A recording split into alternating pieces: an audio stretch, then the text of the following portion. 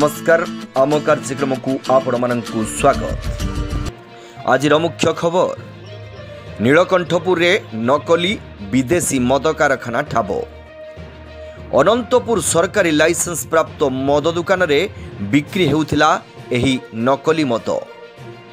अबकारी विभाग चढ़ऊ तदंत पई पहुंचिले अबकारी कमिशनर। 400 लिटर नकली मद सह 300 लिटर स्पिरिट जबत। मद तैयारी सरंजाम सह विभिन्न कंपानीर काच लेबुल कर्क सह स्टिकर जबत। सील हेला मद दुकान। सूचना अनुजाई बाहानगा ब्लॉक पंडाशुणी पंचायत नीलकंठपुर गाँव सुभाष नायक घरे चूरारे चलता एक नकली मद तैयारी कारखाना ठाब होईछि।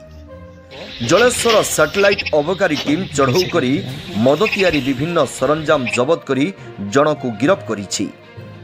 अबकारी थाना अधिकारी साधव प्रधान, गोपालपुर अबकारी थाना अधिकारी सत्य सुंदर मल्लिक सह 10 जणिया अबकारी दल राति रे चढ़ऊ करथिले।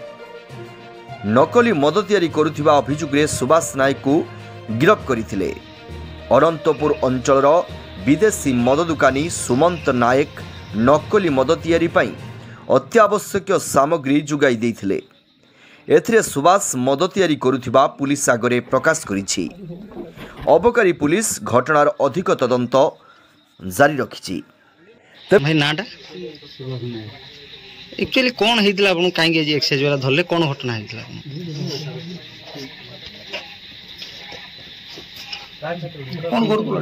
कौन होतला एठी मद डुप्लीकेट बना हल्ला के बनोतला सुमंत नायक से के मद काउंटर मानले कोठी काउंटर अनंतपुर एटा केमती कोन तम घरे काहे होतला ना तमे करौथलो ना कोन कथा घटना से आन के रखी केते बेले कोन होतला ना मु तो रहनी केते बेले घटना घटुतला केते जन लेखि आस्तले केमती कोन होतला एठी सप्ताह दि थोर बनांती दु जन आसन केमती दिन ना रात्रि दिन रो केते बेले संध्या तापर मद केमती जाए एठू रास्ताटा जेतु सुविधा नाही केमती कोन नेकी जांदी एबे 3 कटी ने हबो नेकी दुदी गांधी सप्ताह रो तमे तांग संगे सहाय्य करो तांको मु तो रहनी मु बाहर दु आ मु कोट गेट जो तयारी की अंतपुर काउंटर मालिक जो से कोठी कोन नेकी जांदी काउंटर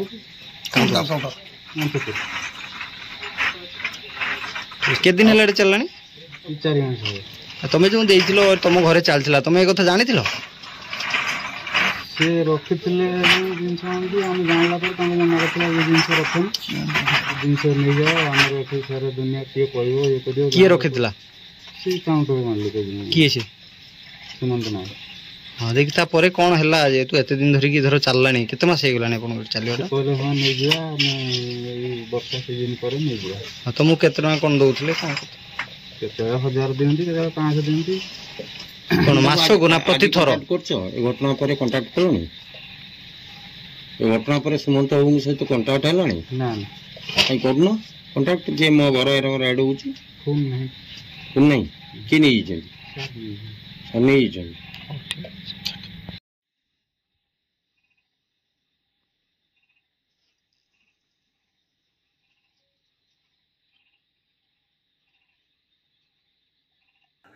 तेबे प्रश्न उठुची सरकारी मद दुकान रे नकली मद केमिति बिक्री हेउथिला ए बाबद एपर्यंत अबकारी विभाग केमिति सूचना पाई पारि नथिले ना सबु जाड़ी सुनी नीरव रहिथिले। एते दिनर एक नकली मद कारखाना को सुरक्षा किए देउथिला अबकारी पुलिस घटनार अधिक तदंत जारी रखिछि। ब्यूरो रिपोर्ट बाटे घाटे।